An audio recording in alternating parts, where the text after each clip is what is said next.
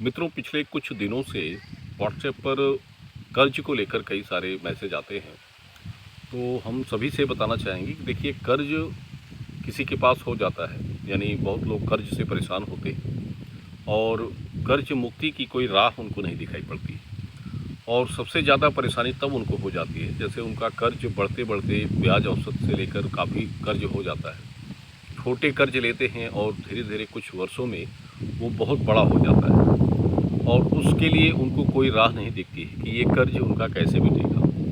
देखिए, इसके पीछे कारण होता है, रीज़न होता है और सबसे बड़ा कारण होता है कर्ज आपके ऊपर क्यों बढ़ जाता है। कर्ज आप लेते हैं तो उसको क्यों नहीं दे पाते हैं और किस तरह से आपके पास कर्ज देने की व्यवस्था नहीं हो पाती है। जिस सोच को लेकर आप कर्ज लेते हैं वो सोच आप नहीं कर पाते हैं। आप जिस व्यापार बिजनेस के लिए कर्ज ले लेते हैं बैंक से या कहीं भी आप लेते हैं तो वो आपका पूरा नहीं हो पाता है। किसी भी व्यक्ति की अगर सही तरह से जन्म तारीख उसको अपनी पता है तो उस जन्म तारीख में ग्रहों की परिस्थिति अगर गड़बड़ होगी, खराब होगी, तो वो व्यक्ति कर्जदार हमेशा जीवन भर रहता है, कर्ज से मुक्ति प्राप्त नहीं कर पाता है और उसी कर्ज से उसका जीवन खराब हो जाता है। सारे पैसे उसके कर्ज चुकाने में चले जाते हैं, कंगाली आ जाती है, निर्धन हो जाता है।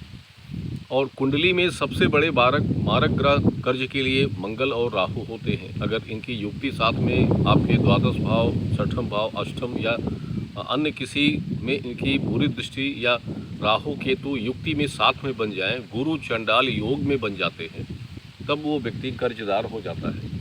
यानी उसको सिर्फ कर्ज ही उसके जीवन में रह जाता है और वो कभी मुक्ति प्राप्त नहीं कर पाता है। देखिए, इस संबंध में किसी भी सटीक उपाय के लिए, सही उपाय के लिए जरूरी क्या होता है कि उसकी व्यक्ति की कुंडली देखी जाए और उसमें मंगल राहु की दशा किस स्थान पर कैसे चल रही है और एक विष्णुंतरी दशा के हिसाब से कब वो मुक्ति प्राप्त कर पाएगा, उस कर्ज से कब छुटकारा पाएगा और क्या इसके लिए सही निदान बनते हैं। तो इसकी जानकारी के लिए उसकी कुंडली की सभी प्रारूप लग्न के साथ ही नामवंश और साथ में उसकी योगिनी और विष्णुंतरी दशा को भी देखना अनिवार्य होता है कि कब उसके लिए अच्छा समय आएगा और उसको लाभ मिलेंगे, कर्ज से मुक्ति मिलेगी।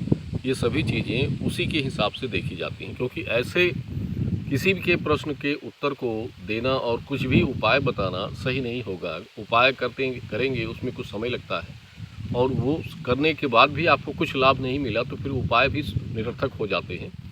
इसलिए सही इलाज, सही बीमारी का सही इलाज जब तक आप नहीं करते हैं तो उसका लाभ आप प्राप्त नहीं करते हैं। इसलिए थोड़ा सा इसमें आपको संज्ञान लेना होता है और अगर आप वास्तव में चाहते हैं कि आपके कर्ज से आप परेशान हैं और उसके लिए कुछ उपाय चाहते हैं और कब ये आपसे छूटेगा, तो इसके लिए आपको अपनी सही जन्म तारीख, यानी नाम, जन्म का समय, स्थान, जन्म की तारीख, ये सभी सही होनी चाहिए। या फिर हस्तरेखा भी हो और जैसे पुरुष के दाहिने और स्त्री के बाएं हाथ की, तब उसके लिए सही जानकारी दी जा सकती है।